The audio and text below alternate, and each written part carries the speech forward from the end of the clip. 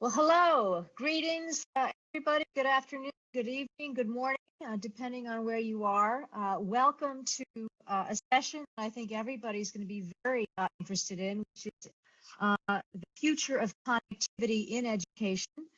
I'd like to thank Tariq and all of our friends at RewirEdX for putting this all together. I think it's going to be a wonderful discussion. Let me start by introducing the fantastic panel for everybody today. Let me start by introducing everybody. I understand that the Minister for Sudan is having some connection issues, so we will wait until the end of the session to get some reflections from His Excellency. And we'll just quickly go on to the questions. We have a very tight script today, so I'm going to have to try my very hardest to keep everybody on time, and if I wind up having to ask you to bring your comments to a close, please forgive me in advance for interrupting you. But joining us today, we have, as I said beforehand, His Excellency Elamin Eltom, the Federal Minister of Education from Sudan, His Excellency Joseph Mucheru, Cabinet Secretary, Ministry of Information and Communications from Kenya, Doreen Bogdan-Martin, the Director of Telecommunication Development at the Bureau of International Telecommunication Union, my dear friend Stefania Giannini from UNESCO, the Assistant Director General for Education, Adrian Lovett, the CEO of the World Wide Web Foundation, Tendai Mashingaidze, the CEO, also our good friend of Econet EduTech, Alex Twinomugisha, the Senior Education Technology Policy Specialist from the World Bank, and of course our dear friend Tariq Al-Gur, the CEO of Dubai Cares. And Tariq will share some thoughts at the very end. So let me kick it off by sharing some points of context for everybody, and then we'll get into some questions. Briefly, for those who are not familiar with Global Partnership for Education, or GPE, GPE is the world's only partnership and fund focused exclusively on bringing a quality education to children in the 76 lower-income countries of the world. We do this so that every girl and every boy can get a quality education and unlock their full potential. Since 2002, GPE has mobilized more than $7 billion to help governments make transformative changes in their education systems, indeed so that no child is left behind. 2021 marks the beginning of GPE's fourth replenishment, and we intend to secure at least $5 billion US by 2025, continue funding our work. RewirEdX, it kicks off a one-year countdown to the actual Rewired Summit, which will take place during 2021 at the 2021 World Expo. We're, of course, very excited about that and very much hoping that we'll be able to rejoin with everybody in person and mark the World Expo. Of course, as many of you know, World Expos are opportunities to share innovation, promote progress, foster cooperation. And Rewired seeks to be a catalyst to redefine education, to ensure a future that is prosperous, sustainable, innovative, and indeed accessible to all. We all know that we are in the midst of a pandemic that caught the world off guard and has now created the biggest disruption to education that the world has ever seen. 24 million children and young people are at risk of never returning to school. Still, beforehand, on top of the situation, we now see 224 million learners that remain out of school, subject to 23 countrywide school closures. Since April, GPE has witnessed a tremendous effort from governments across the globe to respond to the pandemic's impact on education. In support of these efforts, GPE has provided nearly $509 million in emergency funding to help with the COVID response for education. Funds supporting the rollout of distance learning programs that prioritize the most vulnerable and disadvantaged children, including girls, children with special needs and disabilities, children without access to electricity and internet connectivity. We've looked at a mixture of high-tech, low-tech, and no-tech solutions, depending on the context. Just to give you a few examples, in Senegal, radio and television programming have been broadcast on a flexible schedules so that girls who are typically in charge of household chores can also learn. In Malawi and Rwanda, we're also seeing emerging partnerships between telecom companies and the government to help provide online content through radio and TV, and also free bandwidth access to e-learning portals and the distribution of solar radios to girls. So you're beginning to see a range of solutions. But never has the gap been more glaring between children who have access to technology and children who don't. Children lacking internet access were disproportionately impacted by global shutdowns, and they were therefore unable to continue with their education.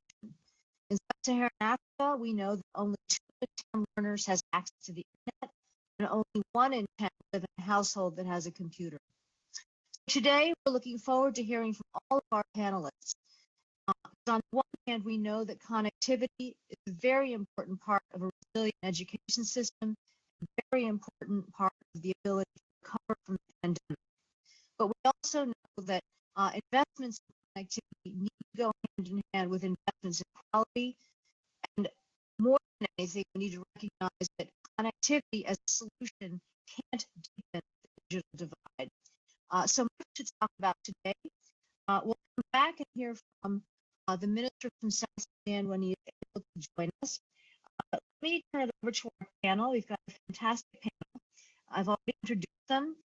What I'll be doing with the panel is asking 4 different questions. I will ask several of you to answer the question as we go over the course of the event. So let me start. With the first question. I'll use first names if I can. So please allow me to be informal. I'll ask His Excellency Mr. Mucheru, Stefania, and Tendai to answer the first question. So here's the first question, and I'll ask you each to speak for just 3 minutes. What partnerships, structures, collaborations are needed to ensure that education is supported by adequate technological infrastructure to support the continuity of learning? So let's Mucheru to give us a 3-minute response to that question. Mr. Mucheru, over to you. Thank you very much. Albright, all the panelists we have those that have joined. Thank you for allowing me to be part of this distinguished panel and really to discuss what are some of the opportunities that we can have to increase connectivity in education. I think the partnerships that we need are many, but there's some core ones, for instance, so that you can be able to connect all the schools that are required. And we've seen with the pandemic, you do need to even connect homes so that those that remain at home are still able to connect. You do need partnerships with the device manufacturers or those that produce the devices, ensuring that these devices are affordable, they're accessible, that even the parents are able to use these devices, even the teachers, so that they're able to teach and to provide the students the lessons that they need. The content partnership is also very critical because you have the right content for the kids to ensure that they continue progressively growing and learning and being able to collaborate and work even with other students. They feel that they are able to connect.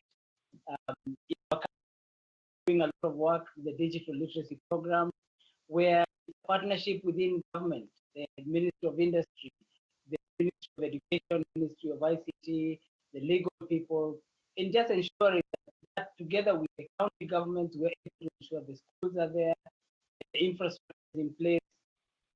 So very many partnerships also requiring the community to get involved. In our country, the education sector has been helping us significantly. As we take connectivity, we also take electricity. So in those places we're taking electricity, we are ensuring that the community around is also able to use that electricity. We call it the last mile power connections. And again, those villages are also able to use the internet connectivity that we're providing. So many different partnerships that we must to to ensure that, as we say in Africa, it takes a village to raise a child, and this is truly the case, especially now with all the technology. So that then obviously the security aspects, ensuring that even using technology, the kids are protected from harmful content, harmful people that are online. That, we have full visibility of what's going on with our children at any one time. So I'd say those are the key partnerships, and they're both local and international, and they continue to grow. I hope I'm not across the 3 minutes, but that would be my initial response. Thank you. Right on time, Mr. Mucheru. Thank you so much. Stefania from UNESCO, over to you. Thank you very much. Great Nice to see you, Alex, really. And thanks for having me. This really great panel. Well, we're talking now. Half of the world is internet, and the other half is not. This is the real world we are living in. And this crisis, we know, has really amplified, exposed our deep reliance on connectivity. This is one of the lessons we learned. And I do believe that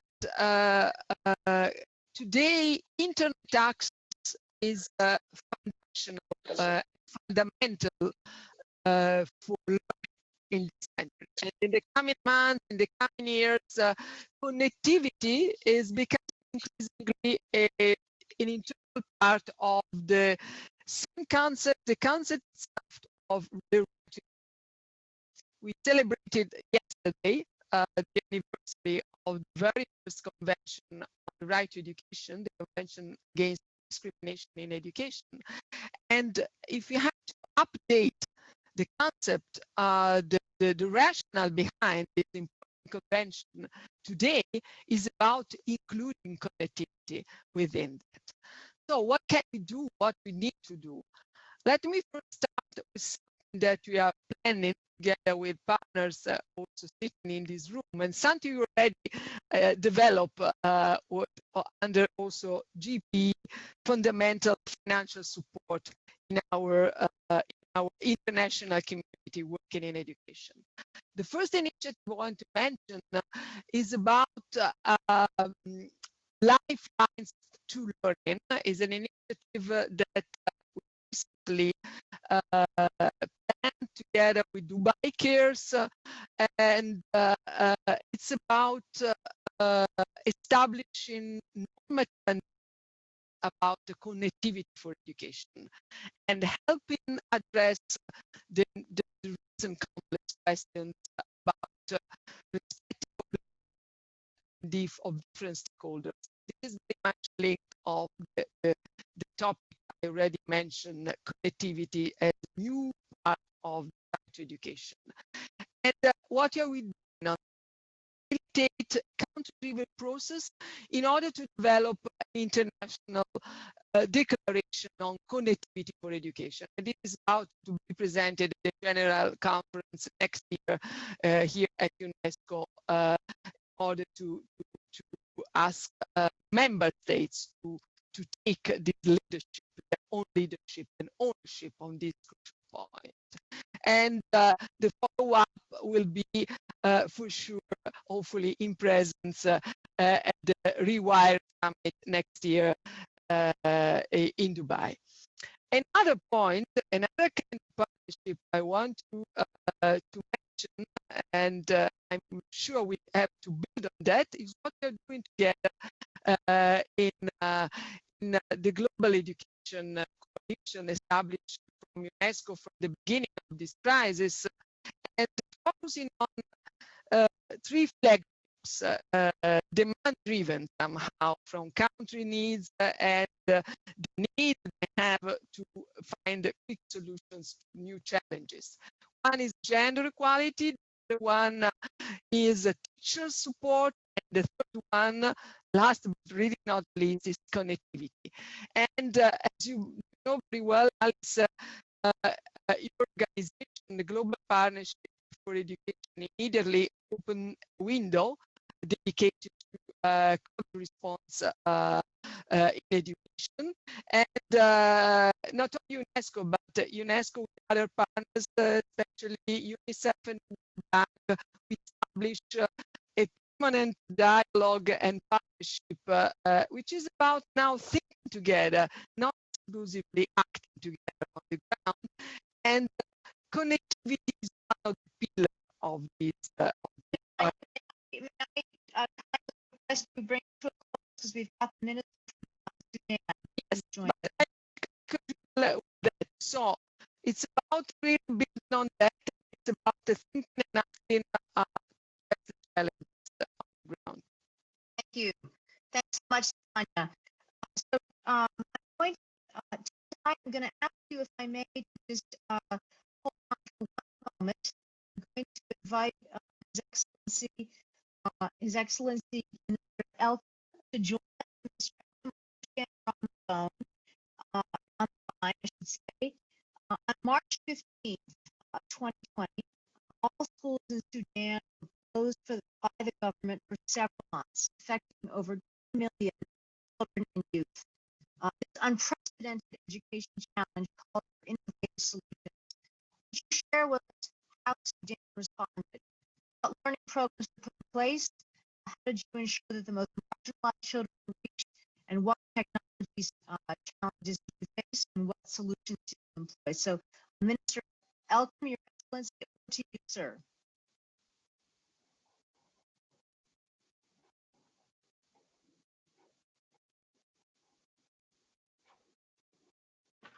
Mr. White, I believe we lost the minister from the connection again. He joined and we lost him. I'm very sorry. I think if we carry on, Okay. Apologies. Okay, no worries. So Tendai, if I could come back to you, of Econet EduTech, around the question of what partnerships, financing structures, collaborations are needed to ensure that education is supported by adequate technological infrastructure. So over to you, Tendai. Thank you very much, Alice. I think quickly for those who don't know what Econet is a telecoms operator, similar to Vodafone and Verizon in the US. We operate in a number of African countries, with Zimbabwe being our big market. I'm glad that you've asked for a perspective from a telecoms company in terms of what we thought the partnership that we needed, particularly during COVID. Because when the COVID hit and it was quite apparent online learning was needed, we were the first port of call from the educators to say we need from a connectivity point of view. But I think in discussions with the educators, with the ministry, the key thing that we thought we needed partnerships was the design of the content that was to be given to students. Many a time there wasn't so much thought around the content in as far as whether we fit into the unique challenges that we find in Africa. So, for instance, heavily loaded content with images all the time and long videos wouldn't work in an environment whereby the bandwidth is poor and whereby in many instances we have situations whereby the cost of data is high. So that's the first partnership that's needed. We need partners around content, particularly content design, where people understand the challenges we have in Africa. We were glad enough as Econet to partner with a US-based company called Learning Quality, and I just say bring an amazing proposition around offline learning, whereby we came on board fully, just allow students to download learning content and then they were able to learn offline. So that's the first partnership around the content. The partnership will be as much as we can be able to do things that zero rate the content, the data, meaning there are no charges to data like we've done in Zimbabwe, any student can access from anyway. There is a cost to us to be able to provide that kind of service. And I come back into the aspect of financing, innovative financing models that help telcos such as work with content providers in order to provide solutions. So I think when I end the Alice and in a nutshell, say content design, making sure that telcos are in the middle of giving advice in terms of what kind of content is compatible with easy learning given the challenges in Africa. Finally, finance partner. We were fortunate enough to be in a position to finance in Zimbabwe for many students, but I think that's a broader discussion that needs to be had about partnership around financing.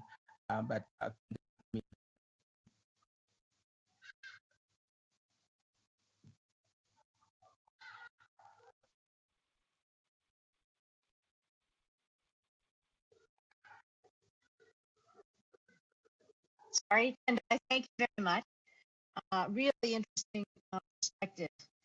We'll move on to our second question, and the question I'm going to ask Doreen, Adrian, and Alex to share the thoughts with us. So here's the question. In school closure, countries rushed to expand reach and affordability of the internet and roll out national distance learning alternatives and equip teachers and learners with adequate tools. How do we maintain the momentum on making connectivity universal and ensure that those most at risk never back to school? For example, girls and children in rural areas, children with disabilities, children from ethnic minorities are benefiting from connectivity and education. How do we sustain the momentum? So to start, I'm going to invite Doreen Bogdan-Martin from the International Telecommunication Union to share her thoughts with us. Doreen, over to you. Next, please. Thank you. Thank you very much, Alice. It's great to be part of this very timely conversation. When the world signed up in 2020 agenda, our pledge was simple. We know we're behind. And in the 21st century, in the wake of the COVID pandemic, there's no longer any doubt that leaving no one behind means leaving no one offline, meaning universal access to digital technologies needs to be our new global baseline. And in a world where 3.7 billion people are offline, as Stefania noted, we have a lot of work to do. We know more than 1 billion learners were impacted by school closures during the pandemic, forcing hundreds of millions of young people to rely on online learning. This was the largest disruption of education in modern history, because the reality is that those who still lack internet access are no education at all. And as you mentioned, Alice, in Africa, 9 out of 10 school-age children aged 3 to 17 years old don't have internet access at home. With the World Bank predicting a loss of 10 trillion in earnings for today's young generation alone due to school closures, loss of learning opportunities, what's clear is the cost of inaction will be even higher. So what can we do? How can we sustain the momentum? Back to your question. This is where data comes in. Henrietta Fore spoke about this in the previous section. The vital importance of ensuring every child in the world has access to the life-changing power of education is the driver behind the GIGA partnership between TU, UNICEF, and others, including our friends at Dubai Cares. And thank you, Dr. Tarek. It's bold, it's ambitious, it's a partnership with a purpose, driven by connecting every school and every community to the internet, offering every child and person access to information, opportunity, and choice. We address this in 3 pillars: mapping, connecting, financing, and empowering. We are advancing our work in 30 countries, including with our friend Cabinet Secretary Mucheru in Kenya. And as Henrietta said, this is a moment we cannot waste. The need to close the digital divide is urgent, and that urgency will not go away when COVID does. We need to ensure that we capitalize on this worldwide focus and the attention on digital. We take this on at scale with the UN system, the G7, the G20, governments, donors, MPs, civil society, private sector. We need all hands on deck to get it done. Our kids and future generations on us. Thank you. Thank you. Great to hear the energy and focus of your organization. Let me turn it over to Adrian Lovett, CEO of the World Wide Web Foundation. Adrian, 3 minutes, please. Nice to see you. Or hear you. you can hear me okay. Many thanks. Absolutely. Thank you, Alice. Good with you, and thank you for your leadership on these issues over some time now. Where we are with you, and also Dr. Tariq and the great work of in this area. To answer your question, I think momentum needs optimism. Optimism needs leadership, and the belief that we can change the world. Children and young people start with that. 2 decades ago, a long number of people involved in this conversation was proud to be part of the movement for debt cancellation. $95 billion of debt cancelled, 40 million children had education as a result of that, who would not otherwise have not had that chance. That leadership, of action, and of activism around the world. And we can spirit today, I think, as we ensure that each has the opportunity to harness the incredible benefits of technology and connectivity in order to learn and fulfill their potential and achieve their dreams. We know that digital along lines of gender and a rural and urban divide. We've got to ensure that this does not preclude these groups from benefiting from the potential of connectivity in education. The Tim Berners-Lee, the founder of the Web Foundation, was proud to lead, invented the World Wide Web. It was intended to be a for everyone. Yet in 2020, as Stefania said earlier, half the world is connected, but still half the world isn't. That's not good enough. And that's why this year we told the United Nations in September that internet access must be a basic human right. COVID-19 has underlined that the web is not a luxury, it's a lifeline. That's true above all in education. There was an extraordinary image that many may have seen in the newspaper in India a few months ago of Namita Narayanan, who sat on the tiled roof of her home, her family home in Kottakkal in Manipur state. She sat on the roof. It was the only way she could get a decent mobile phone signal to take part in her online classes. Now she was willing to go. She is willing to go to those extraordinary lengths to learn and to engage, to have the opportunity to benefit from education. We have to show the same commitment to her and to things like her to ensure that we can bring the benefits of technology to all who want and can expect. But we must continue all our efforts to connect schools, increase the digital skills of all people, including young learners, including digital citizens. The pandemic has shown that connecting schools alone doesn't create enough digital resilience in the face of a pandemic such as COVID. So we've got to look beyond, I think, a holistic approach to connectivity, one where broadband infrastructure, affordability, and quality connections and appropriate devices are key. And at the Web Foundation, with the Alliance for Affordable Internet, the coalition we're very proud to host and to lead at the Web Foundation, we kind of landed on this idea of meaningful connectivity. It might be a key for young people and for learners to ensure that, connectivity is not just a sort of binary on-off. It's more complicated than that. When we talk about meaningful connectivity, we're thinking not just about where you can connect, the technological means to connect, is there a signal you can connect to, but also is that affordable? We've got to ensure that connecting for countries and for communities and for individuals and families is affordable. We have a target called 1 for 2 target, where 1 gigabyte of data should cost no more than 2% of average monthly income. And that's a target that many, many more countries are starting to hit now, and it's exciting to see that, but we've got a long way to go still. But it also means, when we talk about meaningful connectivity, talking about people having enough, people fast enough connection and downloads, people have a frequency of access, and have the right kind of device in their hand, the level of order computer that enables them to benefit from all of the extraordinary benefits that the internet has to offer. But for us, May I ask you to bring to a close? I'm sorry, we're getting punched on time. I apologize. For us, the way that we see a framework to get every as the access. Thanks so much, Adrian. Alex, let me turn it over to you.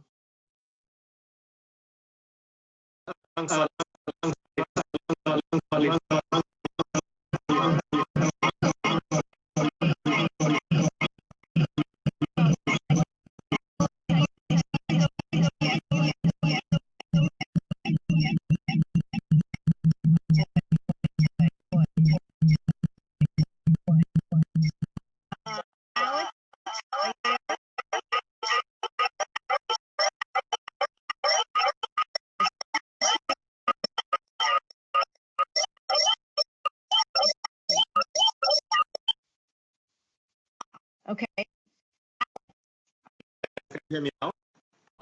Oh.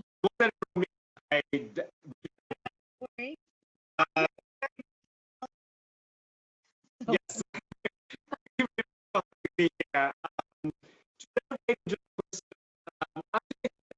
Should be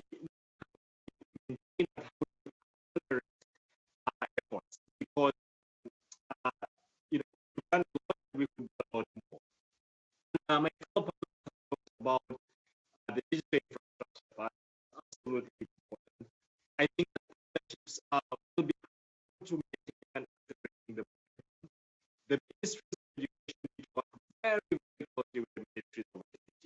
The reality is the connectivity by many countries with the ministry of ICT and the expertise.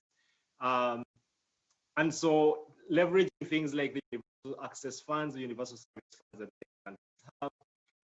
Kenya does actually offer a very good cooperation between the Ministry of Education and the Ministry of ICT that many countries can learn from. But let me also say that to really have an impact, we have to go back to kind of learning and particular attention to our teachers, that our teachers have skills. Well, our teachers first of all have access, so that they have the connectivity and the devices and the content, but they also that they need the skills to be able to use this connectivity. And also about the organizational capabilities in the ministries of education. Not only to also to be able to use data. And at the top, we summarize this in 5 key principles, which I'll share very quickly. But ask yourself why, why do we need, what's the educational objective we need to achieve? That is the overriding driver of investment that we make. The second, I think, related to this particular question asked is, it has to be for all. Because the most vulnerable and the activities key focus going forward.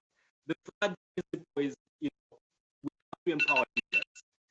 And the fourth is that it has to be a partnership with the whole ecosystem. And lastly, one of the powerful things that connectivity does, technology is in real time. And so paying attention to the ability to use data for decision making would be very important. Thank you very much, Alex, for a great answer. We love your background. You've really been very tangible in what we need to think about. So thank you for that. Let's move on to our third question. And I will ask Doreen, Adrian, Tendai, and His Excellency Mr. Joseph to answer the question. So this is a question about to 2030, and imagine that we actually have achieved universal connectivity. What hurdles will we have overcome? What do you expect to be the most challenging of those hurdles, whether or not it be it technology, cost, regulation, infrastructure, and who will come together to really help drive being able to overcome these challenges? So think forward and let's journey we'll have gotten through to get there. So, and these are maybe the time to answer. I'll start with Doreen. Over to you, Doreen, and then we'll go to Adrian, Tendai, and His Excellency Mr. Mucheru. Doreen, over to you, please. Great. If we achieve universal connectivity in 2030, it means that we connect the 3.7 billion that are still offline. It means we're averaging 370 million people a year for the next 10 years. It means we've closed the digital gender gap, and it also means we've answered $120 billion question. That's the estimate it will cost to connect the unconnected. It may also mean that we've actually achieved the 17 SDGs.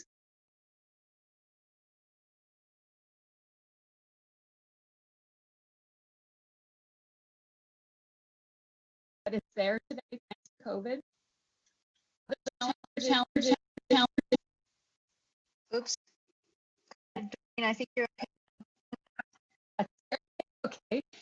So other challenges. So we've abandoned the silo-based thinking model. We get governments to think holistically. It would mean that we've addressed the financing challenges. We've come up with innovating financing models that Tendai mentioned before. It would mean that services and devices are now affordable. We've tackled that.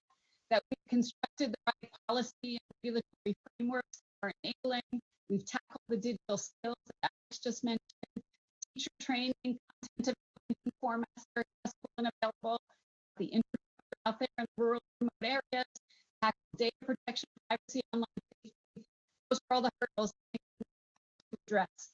In all of this, collaboration is going to be key. This comes to the who, and I can't overstate the importance of working together through a participatory approach where all stakeholders play their role. One thing's absolutely certain, no one is going to be able to get this done. We need the international community, governments, private sector, local communities, civil society, academia. We all need to work together to get it done if we're going to realize this vision by 2030. Thank you. Doreen, thank you. What a great sort of tangible list of things to be thought about and focused on. Adrian, let me turn it over to you with the same question. Yes, I would want to go and I hope reinforce rather than just copy the excellent words that my friend Doreen just shared there. I would pick up on one part of that. I think if we're looking back from 2030, if we have cracked the financing challenge, and we've found a way to crack the whole problem. Financing is going to be key to universal connectivity, and analysis that to work on with the ITU showed that we have $420 billion to make universal access to 4G a reality for everyone. Now that cost is it's about what the world spends every year on physics. This is a sum that's required over 10 years. So it's something that we can set our sights on and can achieve, but it obviously requires more than one single actor to fulfill the scale of the investment that's needed in the next 10 years. All sectors have to come together and cooperate. The private sector is going to be crucial in delivering this, from building infrastructure to working on ways to reduce the packages and the cost of devices to individuals and communities. The world needs another 700,000 kilometers to wrap around the world 17 times. That's within our reach with a true partnership effort, multi-stakeholder effort. The public sector and civil society have got to work hand in hand with the private sector to ensure fully bounded plans for digital development. Infrastructure is a big part of the challenge, but so too complementary policy frameworks and digital skills program. Critical point is the multi-stakeholder approach, and I think if we can harness that and apply that and then deliver the solutions that are enabled with that finance, then we can hit that vision. I think you're absolutely right, Adrian, about the finance. It's a critical part of the equation. Let me turn it over to Tendai from Econet. Same question for you, Tendai. Hi, Tendai. Thanks, Alice. And I speak obviously from a point of view of seeing some of the challenges that we have on the African continent. Is going to be able to get ministries of education to come out of the blocks quickly to change curriculum to the demands of the marketplace. Now, in 10 years' time, 2030, we know that we get reports that 50% of tasks are going to be replaced by jobs. Digitization, artificial intelligence, and those are going to be real skills that students graduate into. In a situation whereby you mentioned the statistic that 1 out of every 10 households in Africa does not have a computer. 80% of students in Africa do not have computers. How are we going to bridge that massive divide to get students to start learning new skills that are needed only 10 years from now? In school now, at least 10 years, most of them. To get to that point in time, we need to move fast in order to be able to get to that point. So it's the greatest challenge, and I think I mentioned before, financing. It speaks about particularly partnerships with employers. They're going to be informing the curriculum, informing what kind of decisions that need to be made, and they need to be involved in that investment, because at the end of the day, it's a fixed time. So for me, future skills, I think, key priority. Thanks. Let me turn it over to His Excellency, Mr. Mucheru. Mr. Mucheru, over to you. Very much. This is a good question. If we're forwarding and there's no COVID, it means we're going to have an even better world. But even more so, the of having universal connectivity, that's amazing. So I really been given by my distinguished colleagues. I think I associate with what they're saying. But you see, one problem is an information divide. We deal with an information poverty. And we have connectivity. It means there's universal information. People are able to access whatever information they need. It's very easier to have policy.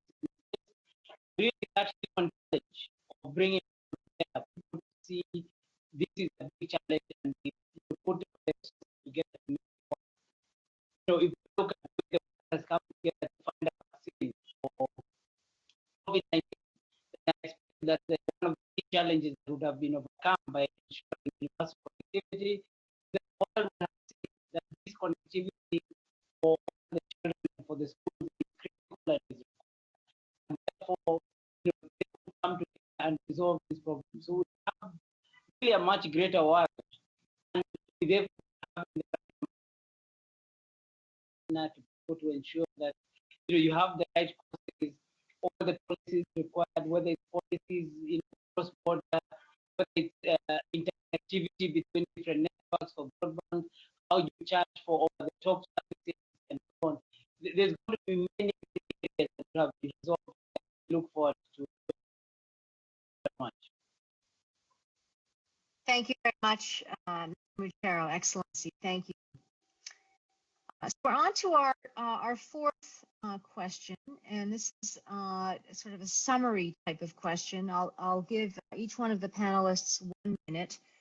And here's the question. What is the one change you would foresee over the next decade? And perhaps a bit of a twist on it, which is if you think about the goal of quality education being made available equitably, what is the most important change that we need to aspire to for education over the next decade? Unfortunately, the minister from Sudan has not been able to connect. So I'm going to, let me go back to you to start with again, Excellency Mr. Mucheru from Kenya. What is the one big change that needs to happen over the next decade? And for each question, please a minute. So over to you, sir. Thank you again, Alice. I think this is a great question. And really for us here in Kenya, one of the key issues has been ensuring we have a competency-based curriculum. Now, seeing many new skills that are being introduced, and really some of the new jobs that are coming up, they not. So ensuring that we have a competency-based curriculum available for all the children across the country is really critical. I would say that the top thing, ensuring that we train all the teachers to ensure parents understand what it is they're doing, and that we have all the right content, all the right infrastructure, so that children now learn all the new infrastructure skills of partnerships, skills of having the technology, skills of innovation, skills of sharing, management of information. All those are very critical. And the education system provides that competency-based curriculum, I believe we're going to be moving forward. Thank you very much. Thank you. And thank you. What's of course interesting about that is how much it touches on content, on technology, on delivery. It's not just a standalone item. Over to you, Doreen. What is the one big shift you foresee for education over the next decade? Thank you, Alice. I think it's not just universal school connectivity, but integrating technology into the learning process. And I think that's going to mean leveraging the power of connectivity and technology to complement traditional teaching and learning, fostering innovation, as His Excellency just mentioned, finding ways to reach the disadvantaged communities to ensure that they have access to quality education, adapting to the individual learning needs and abilities of students, I would say also allowing safe and protected online spaces, and ultimately provide educators with the digital skills, again, Excellency mentioned that they need to thrive and to improve their lives and the lives of. Thank you. Thank you. Thank you, Doreen. Stefania, Giannini from UNESCO, let me come back to you. Thank you, Alice. Well, I think that in addition to what has already been clearly said, my beliefs, we must ensure that technology adapts the learners in their diversity. We usually ask learners to adapt to technology. I think now it's a bit the contrary we have to develop. I think that we are beginning to see wider recognition that going forward, the digital device less of a technical challenge than a human educational challenge. It is true that 10, 20 years ago, technical infrastructure was not in place to connect the majority of people. Today, things are different. We see the challenge, we see also the progress that has been done. Good quality mobile networks cover over 93% of the world's population. This connectivity is often affordable. Even prices need to come down further for sure.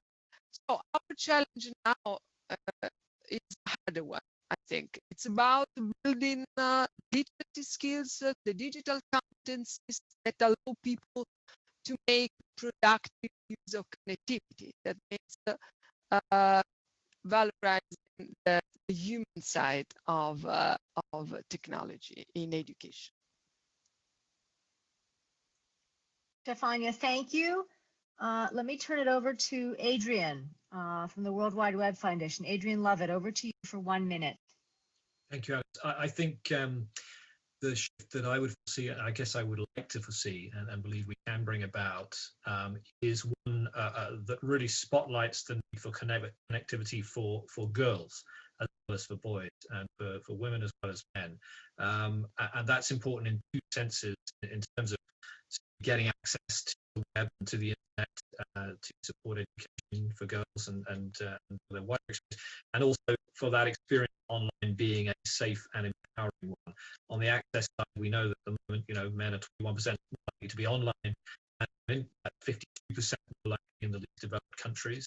We need to see more devices in the hands of girls, not just boys. We need to see the time that available to be online equally divided between girls and boys. But also, when people are online, of course, that experience needs to be empowering, to be safe. People need to be protected, and particularly true for girls and women, who are more likely to be the target of abuse and harassment and hate online than boys and men are.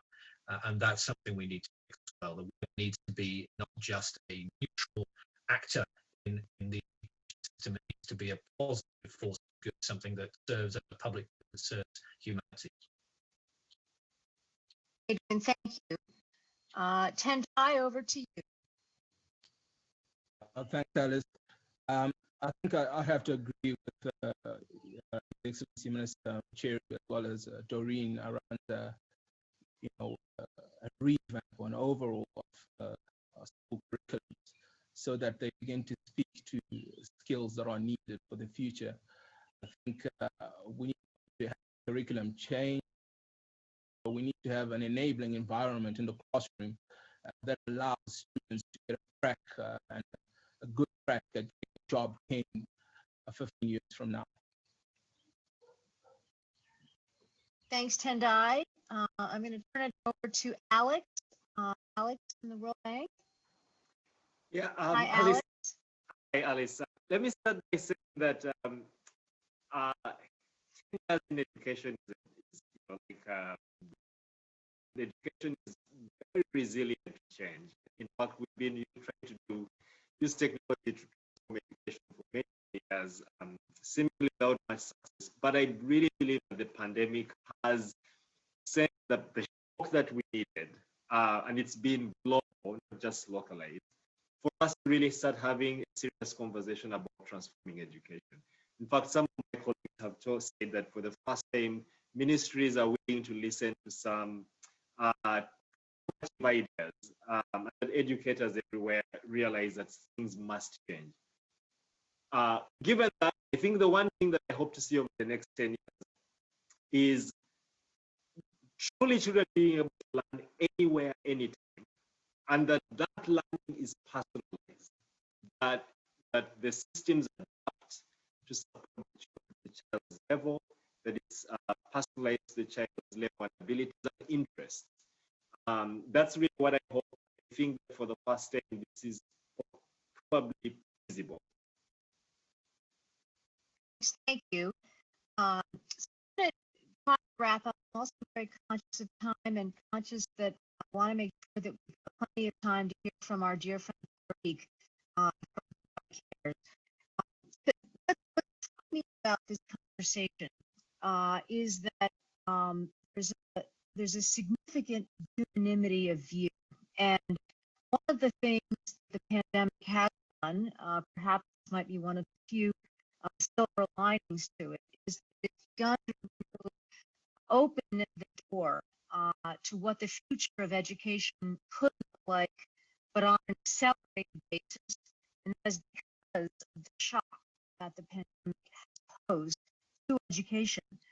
And so what all of the panelists outlined are what I would call in some ways a common to-do list that includes a series of what I would call sort of these are on the infrastructure side, connectivity, networks meshing together, looking at the device question, cost of connectivity.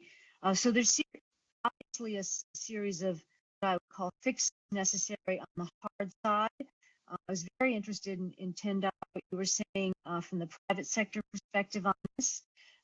There's also a series of fixes and policy considerations on the soft side. And this is about training. It's about thinking about content. It's thinking about how content needs to be reshaped, given not only slowly, but perhaps surely moving into more of a digital or partial digital environment. But it's also about training teachers to work in what is going to, I think, continue to be a relentlessly changing environment. I don't necessarily see the education sector moving backwards from what has now come before us with the pandemic. So clearly some very important soft changes. There are some, I think, deep questions that are going to be required from a financing perspective. The numbers that have been just talked about, Adrian, by you in terms of $400+ billion of financing necessary to think simply about the hard infrastructure types of changes. On the one hand, breathtaking numbers, but on the other hand, compared to some of the other major undertakings that the world has gone through to sort of accelerate itself, perhaps a number when you amortize it over time that could begin to become considerable when you think about the long-term payoffs associated with this type of investment. But clearly there's some financial challenges. There are also, I think, some governance and societal challenges. We need to begin to think about how do we think about education for the future? One of the points that one of the panelists made about the ministries of technology and ICT working with education ministries, a very interesting topic and one that I think deserves further exploration. So this has, I think, been an incredibly rich panel. Let me thank all of you for a huge amount of preparation. Please don't hesitate to keep a hold of your notes, and perhaps we can bring it all together into some kind of a sort of a common sense of direction here. But clearly a lot to follow up on. We all know that 2030 in some ways is around the corner, even though it's only 2020. And we've got some real milestones ahead of us in terms of reach. So let me thank you all very much. Tariq, let me turn it over to you. I hope that you found this to be very rich food for thought as we are in the RewirEdX and Expo moment, which is a moment to think about the future, about innovation and what we do. So let me thank you for all of your hard work and focus and turn it over to you to close us out and give us your closing remarks. Tariq, over to you. Thank you, Alice. Indeed, and I can't agree with you more, Alice. The way you summed it up, and I don't want anyone from the sector to be upset on what I'm going to say, but the sector was and still is fragmented. But maybe fragmentation was the solution for the interim period that we were going through for a bit less than 2 decades. But now, more than ever, I see the sector coming up strongly and united, and I see that we're going to work together. And we have learned through COVID. I think if COVID did one thing, Alice, one thing, it really united the education sector, because that's what happened. Education really got disrupted globally, and I was just told by the team that the echo issue that happened earlier was a global Zoom issue. Zoom was going through a connectivity issue, and it was global, and we got hit at the wrong time. But what I think actually it's the curse of this connectivity session happening globally. So maybe it could have been a curse. So I will just start putting everything together in a different way. First of all, I would like to thank this distinguished group, of course, for all of their contributions to the session, and of course my dear friend and my partner in crime for everything related to education, Alice Albright, for the excellent moderation. I was particularly struck by a few key points mentioned in this plenary, which I will reflect briefly. It's very hard because I can't even read my own writing, so let's see how this goes. So Minister Joe mentioned connectivity to the marginalized in a nutshell.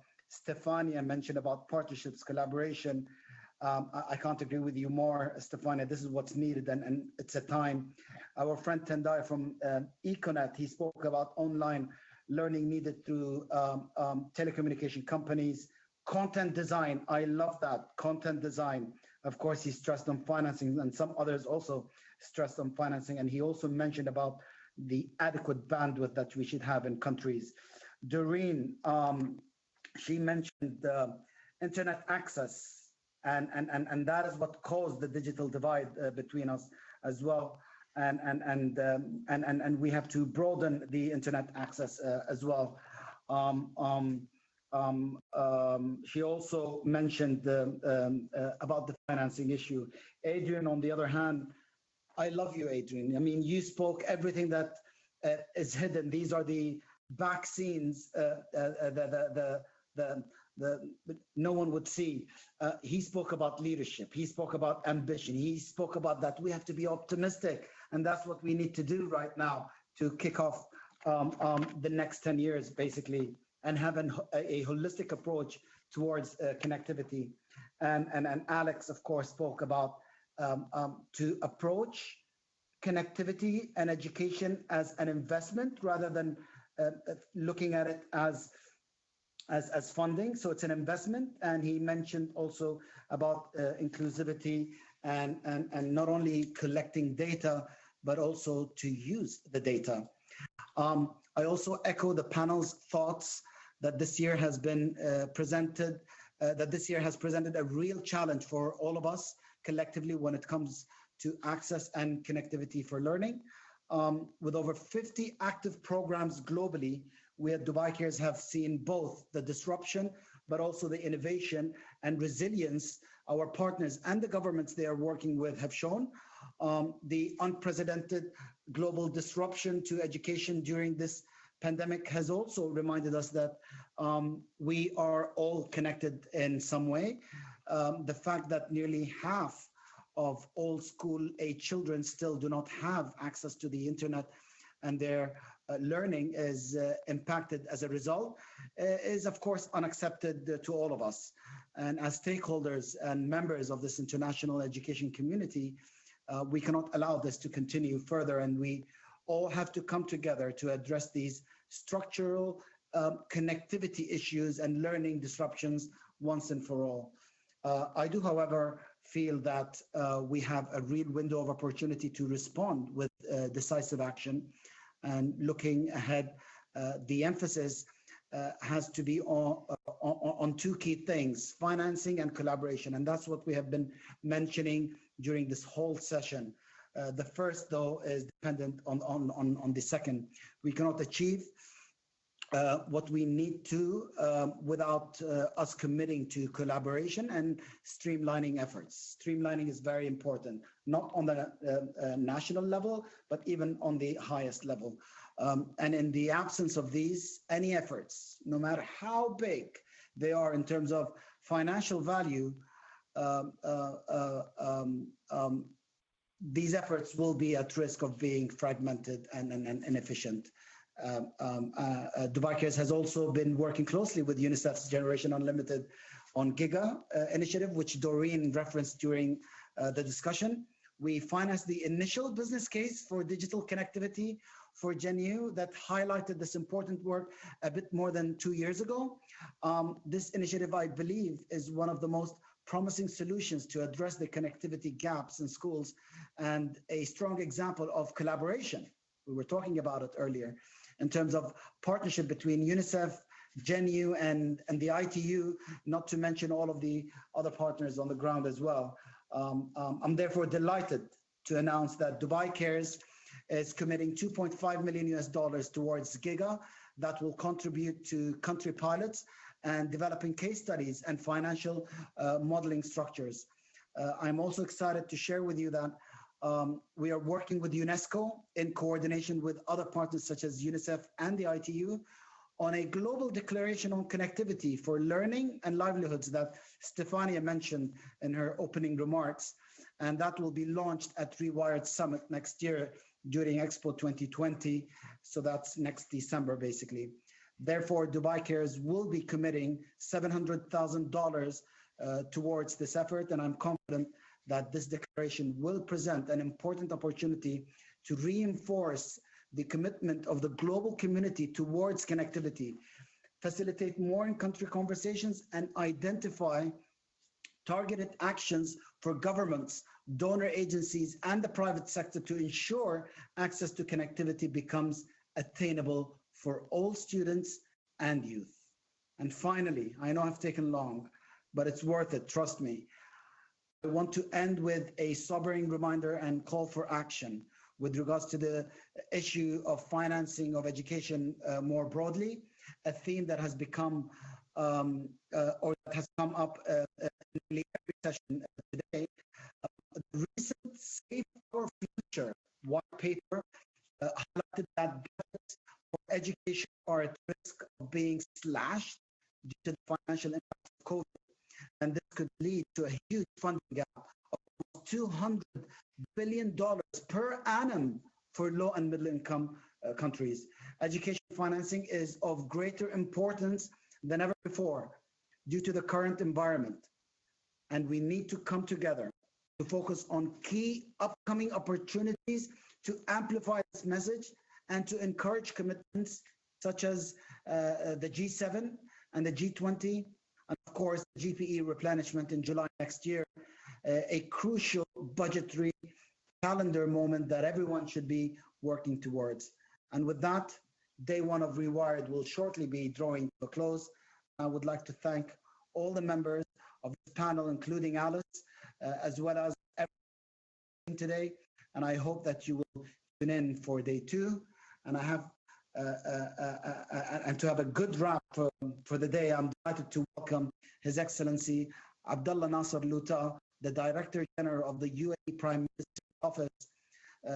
He is the person behind the success of the SDGs Global Councils that was hosted by the World Government Summit here in Dubai for 2 years. And Abdullah, I'll pass the mic to you for your closing remarks. Thank you very much. Thank you.